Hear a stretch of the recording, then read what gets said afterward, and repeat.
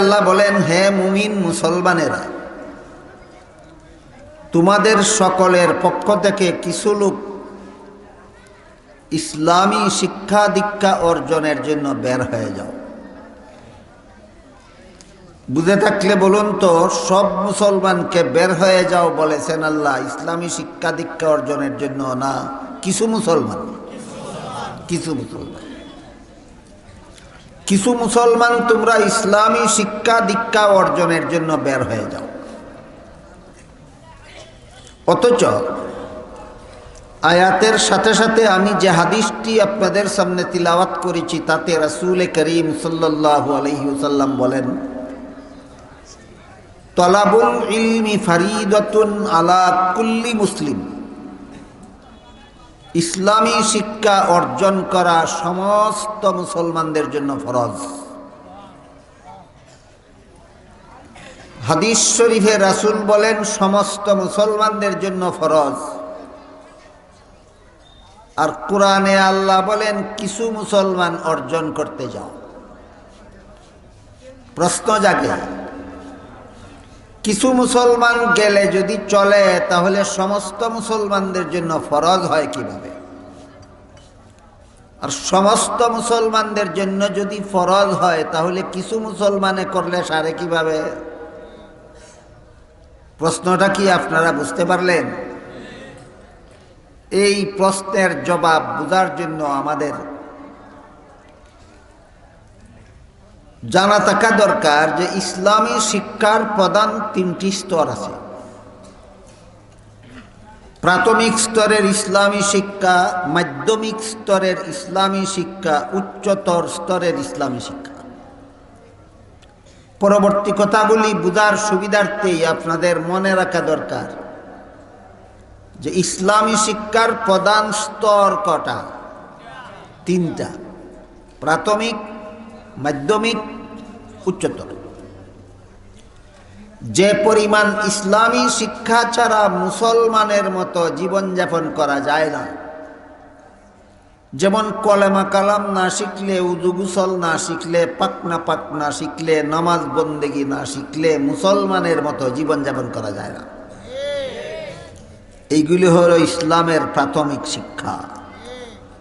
এইগুলি হলো ইসলামের প্রাথমিক শিক্ষা। আর প্রচলিত মাদ্রাসাগুলির পাঠ্য তালিকাভুক্ত কিতাবাদি পড়াবার মতো যোগ্যতা অর্জন করা যায় যতটুকু ইসলামী শিক্ষার দ্বারা, এইটুকু হইল ইসলামের মাধ্যমিক শিক্ষা।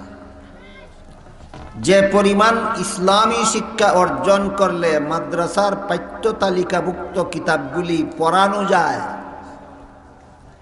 এই পরিমাণ ইসলামী শিক্ষা হলো ইসলামের মাধ্যমিক শিক্ষা।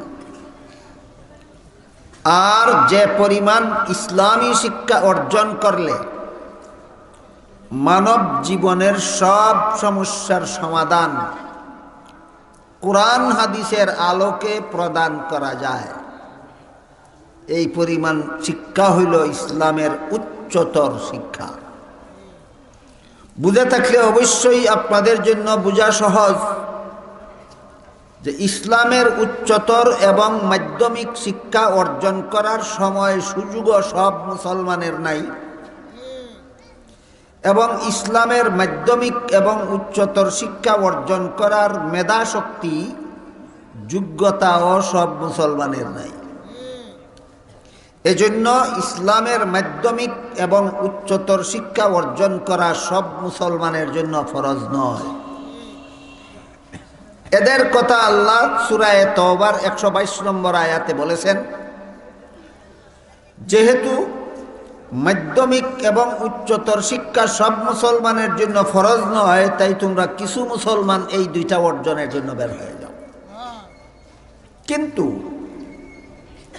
কলেমা কালাম শিক্ষার যোগ্যতাও সব মুসলমানের নাই, উযু গোসল শিক্ষার যোগ্যতাও নাই, নামাজ কালাম শিখার যোগ্যতাও নাই। এইটার ব্যাপারে হাদিস শরীফে রাসূল বলেছেন এইগুলি অর্জন করা সব মুসলমানের জন্য ফরজ। সারমর্ম হলো ইসলামের প্রাথমিক শিক্ষা অর্জন করা সব মুসলমানের জন্য ফরজ, যেটা হাদিস শরীফে রাসূল বলেছেন। আর ইসলামের মাধ্যমিক এবং উচ্চতর শিক্ষা অর্জন করা কিছু মুসলমানের জন্য ফরজ, যেটা আল্লাহ কোরআনে বলেছেন।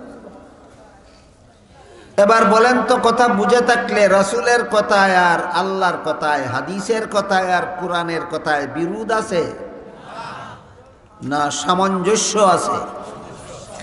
বুঝে থাকলে বলুন তো, রাসূল যে হাদিস শরীফে বলেছেন ইসলামী শিক্ষা অর্জন করা সব মুসলমানের জন্য ফরজ, এটা কোন স্তরের? প্রাথমিক। ইসলামের প্রাথমিক শিক্ষা অর্জন করা সব মুসলমানের জন্য ফরজ। আর কোরআনে যে আল্লাহ বলেছেন কিছু মুসলমান যাও, এটা কি প্রাথমিকটার ব্যাপারে না মাধ্যমিক এবং উচ্চতরটার ব্যাপারে? কাজেই কোরআনের কথায় আর হাদিসের কথায় কোনো বিরোধ নাই। কোরআনের কথায় আর হাদিসের কথায় কোনো বিরোধ নেই। এই পর্যন্ত যে কথাগুলি আমি আপনাদের সামনে রাখলাম, বুঝে থাকলে এবার বলুন তো, কলেমা কালাম শিক্ষা করা, উযু গোসল শিক্ষা করা, পাক নাফাক শিক্ষা করা, নমাজ বন্দেগী শিক্ষা করা কতজন মুসলমানের জন্য ফরজ? তাহলে আমাদের দেশে স্কুলে কি কোনো মুসলমান ছাত্রছাত্রী পড়ে?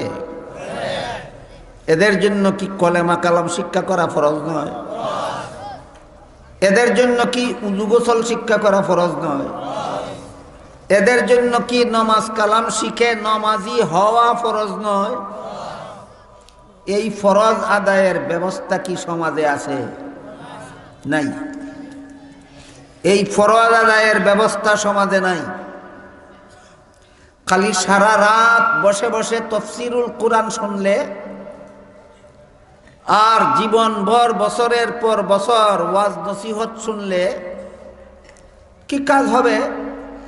আমার ছেলেকে, আমার মেয়েকে যদি উযু গোসল শিক্ষা না দিয়া, কলেমা কালাম শিক্ষা না দিয়া, পাক নাফাক শিক্ষা না দিয়া, নমাজ কালাম শিক্ষা না দিয়া, নমাজি না বানাই, এই যদি স্কুলে পড়াই, কলেজে পড়াই, ভার্সিটিতে পড়াই, তাহলে তো নিজের হাতে নিজের কলিজার টুকরা সন্তানকে জাহান্নামে ফেলে দিলাম।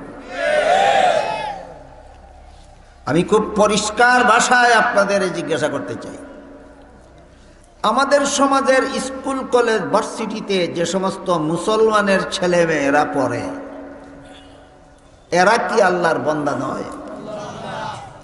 এরা কি নবীর উম্মত নয়? এদের কি মরণ নাই? এদের কি কবর নাই? এদের কি হাসর নাই? এদের কি জাহান্নাম থেকে বাঁচার দরকার নাই? ইসলামের প্রাথমিক শিক্ষা না দিলে এদেরকে জাহান্নাম থেকে বাঁচাবে কে? কথাটা কি বুঝতে পারেন? প্রথম পর্যায়ে এদের মা বাবারাই জেনে শুনে,